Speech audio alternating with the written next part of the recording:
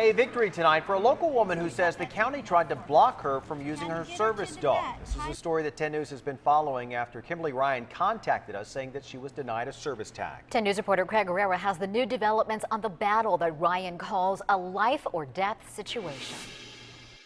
Chloe, this is your tag that you've earned a tag. It may not seem like much, It's beautiful. but this tag means everything to Kimberly Ryan, who put it on her assistant's dog Chloe Thursday. She's been such a blessing in helping me recognize my disease and retrieve medication for me. Chloe helps her with disabilities you may not see on the outside. Hidden disabilities and fibromyalgia and chronic fatigue mitigate the use of a service dog. She had this dog Haley for 13 years. Haley had a tag, and when she died, Ryan adopted Chloe and applied to get a new tag. That was last June. Her application was denied. As 10 News first reported, Ryan received this rejection letter explaining assistance dog tags are authorized for guide dogs, signal dogs, and service dogs, not for dogs that provide comfort, support, or therapy.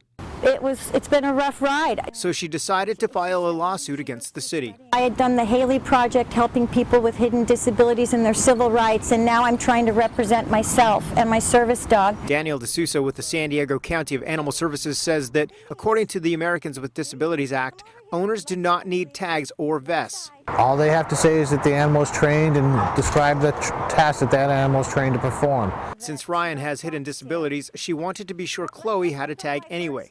Both Ryan and D'Souza agree too many people are taking advantage of the system. And so the people that are abusing it are hurting it for people like me in the use of the service dog. But before Ryan's fight continued through the legal system, Ryan received this letter. It was official. Application approved.